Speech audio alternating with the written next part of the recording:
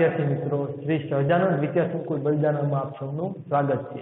આજે આપણે ધોરણ 11 કોમર્સ જેનો વિષય છે અર્થશાસ્ત્ર અને એનું ત્રીજું ચેપ્ટર માંગ, આના વિશે આપણે ભણવાનું છે। હવે જો મિત્રો, આ જે આપણું ચેપ્ટર છે માંગ, તો આ ચેપ્ટર આપણે એક ગ્રાહક તરીકે ભણવાનું છે કે આપણે આપણા ઉપર એનું શું કરવાનું, આખું જે કંઈ મુદ્દા હોય એને આપણે તરીકે વિચારવું કે આપણે ગ્રાહક છીએ તો આવું થાય આપણે આનું આમ જ કરીએ એમ, તો તમને ઝડપથી આ પાછું એ સમજાઈ જશે। એટલે આપણા ઉપર જ આપણે લઈને હાલવાનું છે કે આપણે ગ્રાહક તો છીએ, આપણે વસ્તુ લેવા જઈએ બજારમાં એટલે આપણે ગ્રાહક તરીકે જઈએ છીએ। તો અહીંયા આપણે એક ગ્રાહક બનીને જ આખો પાઠ સમજવાનો છે કે જેથી તમે સરળતાથી આ પાઠને સમજી શકશો।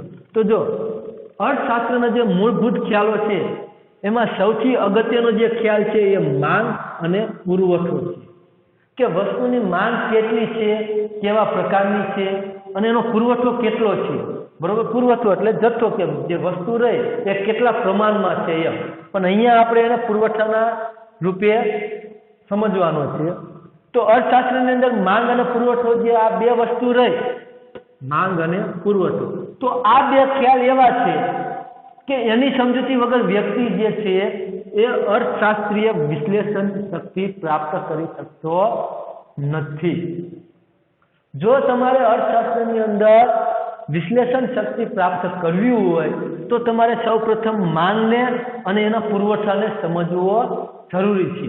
કારણ કે માંગ અને પુરવઠા જે 3000 વસ્તુ કરતા ઘણા બધા માંગ અને પુરવઠા જોવા મળે છે આપણે અર્થશાસ્ત્રીય ભાષામાં। આમ તો ઘણી બધા પ્રકારની માંગણી હોય, પણ આપણે અર્થશાસ્ત્રીય ભાષામાં કહીએ તો 3000 કરતા ઘણા બધા માંગના એના વિશ્લેષણો છે, માંગ અને પુરવઠા। તો એને તમારે અર્થશાસ્ત્રમાં એનું જે વિશ્લેષણ શક્તિ પ્રાપ્ત કરવી હોય તો એના માટે તમારે માંગ અને પુરવઠાની શું કરવું પડે છે, સમજૂતી જે છે એ સમજૂતી તમારે મેળવવી પડે છે। એટલે કે તમે એ સમજૂતી ન મેળવો તો અર્થશાસ્ત્રની જે વિશ્લેષણ છે એ તમે પ્રાપ્ત કરી શકતા નથી। હવે આપણે માંગનો અર્થ જોઈએ તો જો માંગની વ્યાખ્યા કઈ છે, તમારે 1 માર્ક્સમાં 2 માર્ક્સમાં એમાં પૂછાય, એટલે આપણે ખાસ ધ્યાન રાખજો કે કોઈ એક ચોક્કસ સમય અને કિંમતે ગ્રાહકની વસ્તુ ખરીદવાની ઈચ્છા, શક્તિ અને તૈયારી ને વસ્તુની માંગ કહેવાય છે। કોને કહેવાય? તો કે કોઈ એક ચોક્કસ સમય છે અને એની કિંમત પણ ચોક્કસ છે, તો એ ચોક્કસ કિંમતે ગ્રાહક જે છે, બરોબર, એ શું કરે, વસ્તુ ખરીદવાની એની ઈચ્છા હોય, એની શક્તિ હોય અને એની તૈયારી હોય, તો એ જે વસ્તુની શું કહેવાય છે, માંગ કહેવાય છે। હવે અહીંયા જો વસ્તુની માંગ, સમય, કિંમત અને વસ્તુની ખરીદવાની ઈચ્છા, શક્તિ અને તૈયારી, બરોબર, એમ કુલ 5 પરિબળોના આધારે માંગ રહી સર્જન પામે છે। જો અહીંયા તમે વ્યાખ્યામાં પણ જોવો તો કે ચોક્કસ સમય આપણને આપ્યો છે, કિંમત આપી છે, પછી ઈચ્છા આપી, શક્તિ આપી અને એની તૈયારી છે એ આપી છે। તો આ જે 5 છે એ શું છે, એના મુખ્ય પરિબળ છે। તમને વિકલ્પમાં પૂછે કે માંગના મુખ્ય પરિબળ કેટલા છે વિકલ્પમાં, તો યાદ રાખવાનું કે માંગના કેટલા વિકલ્પો છે, પરિબળો, તો કે 5। આ જે 5 પરિબળો છે એ જ્યારે હાજર હોય ત્યારે જ માંગ શક્ય બને છે। આ 5માંથી કોઈ પણ એક વસ્તુ ન હોય ત્યારે માંગ બનતી નથી। જો ખાસ આખું સમજજો કે આ 5 પરિબળ હોવા જરૂરી છે। આ 5 પરિબળમાંથી માનો સમય ન હોય તો માંગ કહીશું નહીં, અથવા કિંમત ન હોય તો પણ એને આપણે માંગ કહી શકાય નહીં। ટૂંકમાં આ 5 પરિબળની હાજરી મહત્વની છે।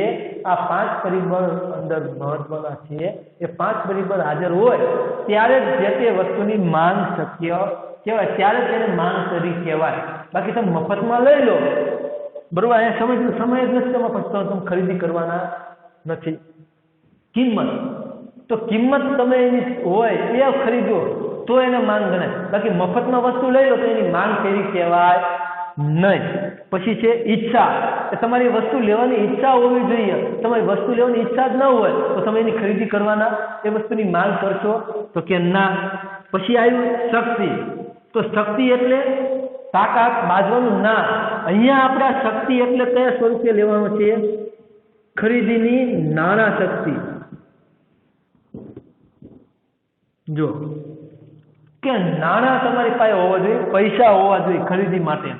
અને તૈયારી, તમારી પાસે પૈસા છે, સમય છે, કિંમત છે, ઈચ્છા પણ છે તમારી, બરોબર, પણ તમારી પાસે પૈસા જ નથી, તો તમે વસ્તુ ખરીદી શકશો? તો કે ના. હવે આપણે છેલ્લું પરિબળ આવ્યું તૈયારી, કે તમે સમય, કિંમત, પૈસા, ઈચ્છા બધું તમારી પાસે છે, પણ તમે વસ્તુ લેવા માટે તૈયાર જ નથી, તો એનો માંગ કહેવાય છે નહીં. આ 5 પરિબળો પૂરક હોય છે. જો પણ આ 5 પરિબળો કેવા? તો કે પૂરક રૂપ હોય તે તમામની હાજરી ફરજિયાત છે. પૂરક રૂપ હોવા જોઈએ પાછા. આ 5 પરિબળ છે તે. તો અહીંયા માંગ તમે સમજી ગયા. ફરી એક વખત ધ્યાન રાખી લો, માંગ કોને કહેવાય? એની વ્યાખ્યા તો કે કોઈ ચોક્કસ સમયે, ચોક્કસ કિંમતે ગ્રાહકની વસ્તુ ખરીદવાની ઈચ્છા, શક્તિ અને તૈયારી હોય તેને વસ્તુની આપણે શું કહીશું? માંગ કહીશું. હવે તો કે માંગને અસર કરતા પરિબળો. હવે આ માંગ રહી, તો એ માંગને અસર કરતા પરિબળો કયા કયા છે? તો કે માંગને અસર કરતા મુખ્ય 2 પરિબળ છે. એને આપણે 2 પરિબળ ગણીશું. મુખ્ય એક છે વસ્તુની કિંમત અને બીજું છે અન્ય પરિબળ. અન્ય પરિબળ એટલે કે વસ્તુની કિંમત સિવાય જે બીજા પરિબળો છે જે માંગ ઉપર અસર કરે છે તે, એને આપણે ધ્યાનમાં લેવાના છે. તો એમાં આપણે પહેલું જે છે વસ્તુની કિંમત, એને આપણે સમજીએ. તો કે વસ્તુની કિંમત છે એ માંગ ઉપર સૌથી વધુ અસર કરનારનું પરિબળ અને ખૂબ જ અગત્યનું પરિબળ છે. વસ્તુની કિંમત છે એ કેવું છે? તો કે માંગ ઉપર સૌથી વધારે અસર કરે છે અને ખૂબ જ અગત્યનું પરિબળ વસ્તુની કિંમત છે. ખૂબ જ અગત્યનું કે વસ્તુની કિંમત, કે તમારી માનો આપણે માંગ ઉપર વાત કરીએ, તમારી પાસે સમય, કિંમત, ગ્રાહક, સમય છે, ઈચ્છા છે, શક્તિ છે, તૈયારી પણ છે, પણ એ વસ્તુની જે કિંમત રહી એ ખૂબ જ ઊંચી છે. આપણા ખિસ્સામાં માનો તમારી પાસે 500 રૂપિયા છે અને તમારે વસ્તુ ખરીદવાની ઈચ્છા છે, સમય છે, તમે તૈયાર પણ છો વસ્તુની, પણ એ વસ્તુ રહી એ 1000 રૂપિયાની છે. કિંમતની વાત કરીને આપણે, તો તમે વસ્તુ ખરીદી શકો ના, કારણ કે એની કિંમત તમારી પાસે કેવી છે? ઊંચી છે. અને આપણી પાસે એટલી શક્તિ નથી, જેમ અહીંયા વાત કરી એટલા નાણાં છે નહીં. એટલે આ જે કિંમત રહી વસ્તુની એ સૌથી અસર કરનારું પરિબળ છે. જો શા માટે? જો અહીંયા આપણે સમજીએ કે કારણ કે વસ્તુની કિંમત ઘટે, જો વસ્તુની કિંમતમાં ઘટાડો થાય, બરોબર, તો શું થાય? વસ્તુ સસ્તી બનશે. તો વસ્તુ સસ્તી બને એટલે માંગનું શું થશે? વિસ્તરણ થશે. વિસ્તરણ થવું એટલે માંગમાં વધારો થવો. જો અહીંયા ખાસ મિત્રો ધ્યાન રાખજો, આપણે વિસ્તરણ, માંગના નિયમમાં પણ આ શબ્દ આવશે વિસ્તરણ. એટલે આ શબ્દને આપણે અહીંયા શું લેવાનું છે? માંગનું વિસ્તરણ એટલે માંગમાં વધારો થશે. આપણે વિસ્તરણ શબ્દ છે એને આપણે કયા અર્થમાં લેવાનો? વધારો. કે ભાઈ વસ્તુની કિંમતમાં ઘટાડો થાય એટલે વસ્તુ સસ્તી બને છે. તો વસ્તુ સસ્તી બને એટલે માંગમાં શું થવાનો? ઓટોમેટિક વધારો થવાનો છે. માંગમાં વધારો થશે એટલે કે માંગનું વિસ્તરણ થાય છે. જ્યારે વસ્તુની કિંમત વધે તો આના કરતા સાવ ઉલટું, કે વસ્તુની કિંમત વધે એટલે વસ્તુ શું બને? સસ્તામાંથી તો કે મોંઘી બને. ક્યારે? વસ્તુની કિંમત વધે ત્યારે. જો કિંમતમાં વધારો થયો, વસ્તુ મોંઘી બની, એટલે શું થશે? માંગમાં સંકોચન પામશે. એટલે કે માંગનું સંકોચન શું કહેવાય? તો સંકોચન, તો એ શબ્દ અહીંયા આપણે શું લેવાનો? અહીંયા વિસ્તરણમાં વધારો લીધો, તો આમાં માંગમાં શું લેવાનું? આપણે ઘટાડો થયો એમ કહેવાનું. એટલે આપણે આ યાદ રાખવાનું. વધારો ઘટાડો તો યાદ રાખવાનો, પણ આપણે કયો શબ્દ યાદ રાખવાનો છે? વિસ્તરણ અને સંકોચન. કે ભાઈ માંગમાં વધારો ક્યારે થાય? તો કે માંગની કિંમતમાં ઘટાડો થતા વસ્તુની કિંમત ઘટે છે ત્યારે માંગનું વિસ્તરણ થાય છે, અને વસ્તુની કિંમત વધતા વસ્તુ મોંઘી બનતા એનું શું થાય? માંગનું સંકોચન થાય છે. હવે વસ્તુની કિંમત અને વસ્તુની માંગ એ એકબીજાના શું છે તો કે વ્યસ્ત સ્વરૂપે સંકળાયેલા છે, એકબીજા સાથે જોડાયેલા છે. અહીંયા આપણે જોયું એમ કે કિંમત ઘટે છે તો માંગમાં વધારો થાય છે, કિંમતમાં વધારો થાય તો માંગમાં ઘટાડો થાય, એટલે એકબીજા સાથે શું છે જોડાયેલા છે. એથી આપણે કહી શકીએ કે વસ્તુની કિંમત અને વસ્તુની માંગ એ ઉપર સૌથી વધુ અસર કરનારનું નિર્ણાયક પરિબળ જે છે એ શું છે તો કે વસ્તુની કિંમત રહેલી છે. હવે આપણે આગળ જોઈએ તો કે અન્ય પરિબળ. કયા પરિબળો તો કે વસ્તુની કિંમત સિવાય બીજા કયા પરિબળો છે કે જે માંગ ઉપર અસર કરે છે. હવે આપણે આગળ વધીએ તો પેલું આપણે જોયું વસ્તુની કિંમત કે જે માંગને અસર કરે છે. હવે બીજા જે અન્ય પરિબળ છે એટલે કે કિંમત સિવાય જે બીજી વસ્તુઓ રહે એ કઈ કઈ માંગને અસર કરે છે, તો એમાં આપણે પેલું જોઈશું વ્યક્તિની અભિરુચિ અને પસંદગી. કે કોઈ પણ વ્યક્તિ હોય, આપણે જેમ વાત કરીએ તેમ કે આપણે અહીંયા પાછું એક ગ્રાહક તરીકે જોવાનો છે કે આપણે પોતે છીએ બજારમાં ગયા હોય તો આપણે કોઈ પણ વસ્તુની પસંદગીને એવું કરીએ તો એ કેના ઉપર આધાર હોય કે આપણા ઉપર આધાર હોય. તો એવી રીતે દરેક વ્યક્તિની પસંદગી કેવી હોય છે, અલગ અલગ હોય છે, એમની રુચિ અલગ હોય છે.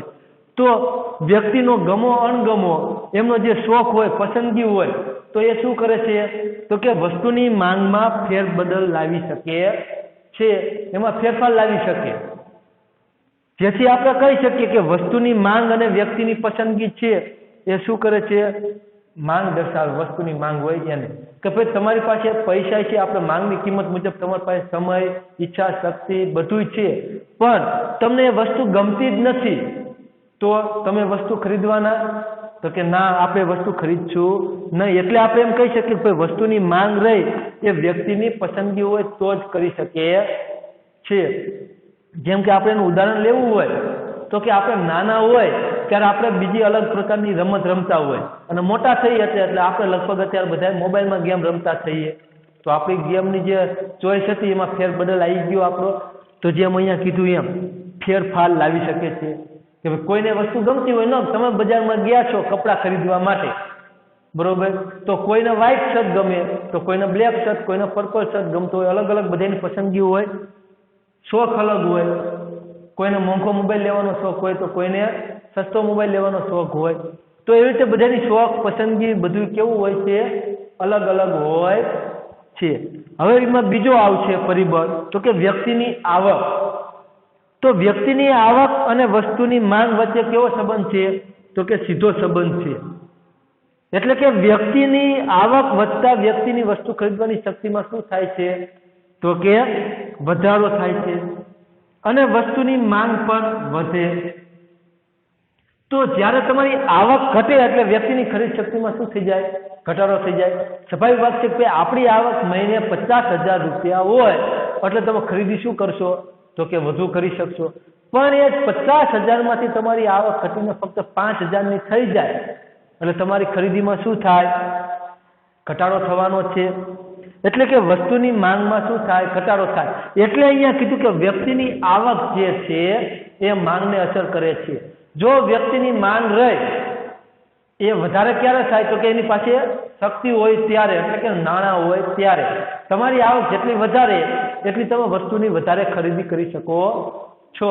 જો આવક ન હોય તો આપણે કોઈ પણ વસ્તુની ખરીદી કરી શકતા નથી. એટલે કે જ્યારે વ્યક્તિની આવકમાં વધારો થાય ત્યારે એની ખરીદ શક્તિમાં પણ સાથે સાથે વધારો થાય છે અને એની આવકમાં ઘટાડો થાય ત્યારે ઓટોમેટિક જ એની ખરીદ શક્તિ રહે એમાં શું થઈ જાય, ઘટાડો થાય.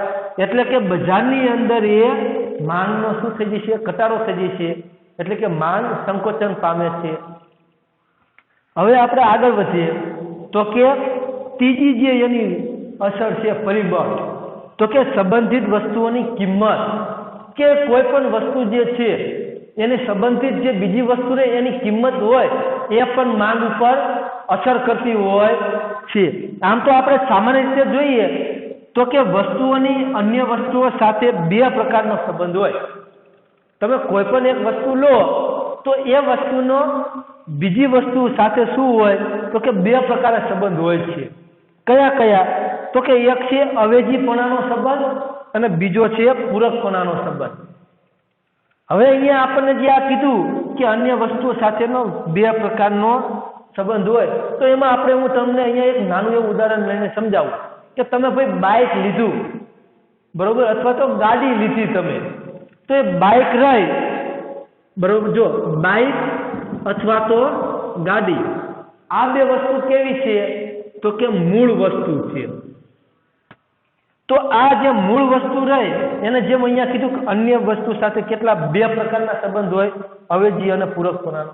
તો જો આપણે બાઇક અથવા ગાડી હોય તો એને ચલાવવા માટે શું જોઈએ તો કે પેટ્રોલ, ડીઝલ. તો પેટ્રોલ ડીઝલ જે છે એ અન્ય વસ્તુ છે કે આપણી પાસે બાઇક ગાડી છે તો એને ચલાવવા માટે આપણે બીજી વસ્તુ જોઈ છે. સમજાણું અહીંયા તમને? તો એમાં જે આ પહેલું રહ્યું અવેજીપણાનો સંબંધ, તો કે એને આપણે લઈએ તો કે અવેજી વસ્તુની કિંમત. તો જો અવેજી વસ્તુની કિંમત રહે એ પણ માંગને અસર કરે છે. તો કે એક વસ્તુના સ્થાને બીજી વસ્તુ જરૂરિયાત સંતોષવા માટે વાપરી શકાતી હોય તેવી વસ્તુને આપણે શું કહીશું? અવેજી વસ્તુ કહીશું. એટલે કે એને અવેજી વસ્તુ કહેવાય છે. કોને કહેવાય અવેજી વસ્તુ? કે તમે એક વસ્તુ વાપરો છો અને એ વસ્તુ તમારી પાસે નથી, તો એ વસ્તુ તમારી પાસે અત્યારે ન હોય અને એના બદલે તમે જે બીજી વસ્તુ એના બદલે વાપરી શકતા હોય અને એ વસ્તુ વાપરવાથી તમને સંતોષ પ્રાપ્ત થતો હોય તો એવી વસ્તુને આપણે અવેજી વસ્તુ કહીશું. એટલે કે એક વસ્તુના બદલામાં બીજી વસ્તુ લઈને આપણું કામ ચાલી જાય તો એને આપણે અવેજી વસ્તુ કહીએ છીએ. હવે આ વસ્તુઓમાં હરીફાઈ કેવી હોય છે તો કે તીવ્ર હોય છે. અવેજી વસ્તુ રહે એમાં અંદરો અંદર હરીફાઈ રહે એ ખૂબ જ તીવ્ર હોય છે, એટલે કે વધારે હરીફાઈ હોય છે. ઉદાહરણ તરીકે આપણે લઈએ તો કે જુદી જુદી કંપનીના ટીવી હોય, બરોબર, સેમસંગ છે, પછી સેમસંગ હોય, સોની હોય અથવા તો એલજી છે. તો આવા અલગ અલગ પ્રકારના કેટલી બધી કંપનીઓ વિદેશ આપણે ભારતની અંદર ને બીજે પણ જોવા મળે.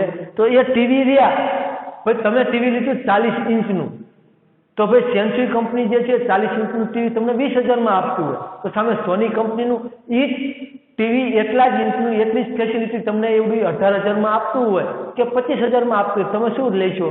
તો કે ઓછી જે કિંમતવાળું ટીવી છે એને પસંદ કરશો. અથવા તો બાઇક છે, તો કે બાઇક આપણે જોવો હીરોના છે, હોન્ડાના છે અથવા તો બીજા કોઈ બજાજના વગેરે અલગ અલગ કંપનીઓ બાઇક બનાવતી હોય છે. તો આવા આપણે કેટલાય ઉદાહરણ લઈ શકીએ, મોબાઈલ હોય, હેન્ડ્સફ્રી હોય વગેરે, બરોબર. તો કે મૂળ વસ્તુની કિંમતના ફેરફાર ન પામે અને તેની અવેજી વસ્તુની કિંમત ઘટે.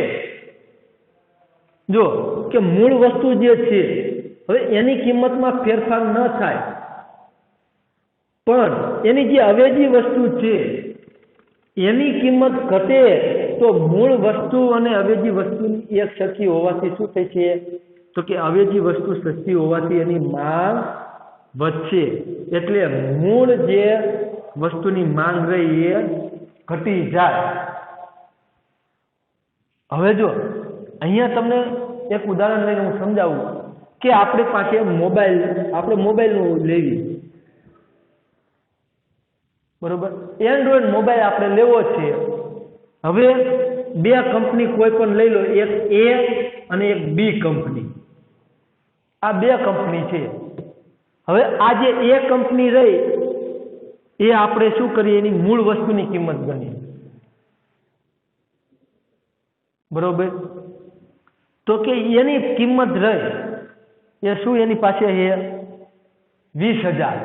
હવે એ જ કંપની 20,000માં મોબાઈલ આપે છે પણ એના બદલે બીજી કંપની છે બી, તો કે એટલા જ મેગાપિક્સલ કેમેરો, એટલી જ રેમની જગ્યા અને એની એ જ બધી ફેસિલિટી આપે બીજી કંપની રહી તે. તો મૂળ વસ્તુની કિંમત 20,000 20,000 રહી પણ આની કિંમત ઘટી, અવેજી વસ્તુની કિંમત ઘટી તો શું થશે? અવેજી વસ્તુની માંગ વધી જવાની છે. તો મૂળ વસ્તુની માંગમાં શું થશે તો કે ઘટાડો. ઓલો 20,000 વાળો મોબાઈલ કોઈ લેશે નહીં, પણ આ બી જે કંપની રહી એ તમને એ જ મોબાઈલ 15,000માં આપે છે, એટલે બધાય શું કરશે તો કે એ મોબાઈલ તરફ બધાય ખેંચશે અને એનો માંગ કરશે. એટલે કે એ શું કરે, સ્પષ્ટ કરે છે કે અવેજી વસ્તુની કિંમત મૂળ વસ્તુની માંગને શું કરે છે? અસર કરે છે. અવેજી જે વસ્તુ છે એની માંગને અસર કરે છે.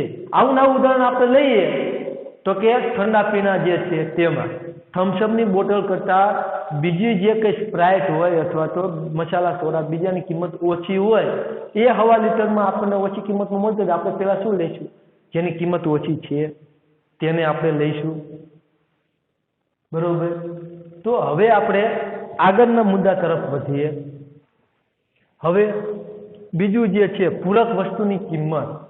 તો કે પૂરક વસ્તુ એટલે શું? કે જે વસ્તુનો ઉપયોગ કરવા માટે જરૂરી એવી બીજી વસ્તુ હોય એને આપણે શું કહીશું? પૂરક વસ્તુ. કે તમારે કોઈ એક વસ્તુનો ઉપયોગ કરવો છે તો એને ઉપયોગ કરવા માટે તમારે શું હોવું જોઈએ? તો કે એની બીજી વસ્તુ જરૂરી છે. તો આવી વસ્તુ એકબીજા સાથે શું હોય છે? જોડાયેલી હોય છે. તો જો એક વસ્તુના વપરાશ માટે બીજી વસ્તુ વાપરવી આવશ્યક હોય તેવી વસ્તુને એકબીજાની પૂરક વસ્તુ કહેવાય. કોને એકબીજાની પૂરક વસ્તુ કહેવાય? કે તમારે કોઈ પણ એક વસ્તુ વાપરવી હોય તો એ વસ્તુને વાપરવા માટે એની જોડેલી જે બીજી વસ્તુ છે એ વાપરવી આવશ્યક હોય તો એ બધી વસ્તુને આપણે એકબીજાની કેવી વસ્તુ કહીશું?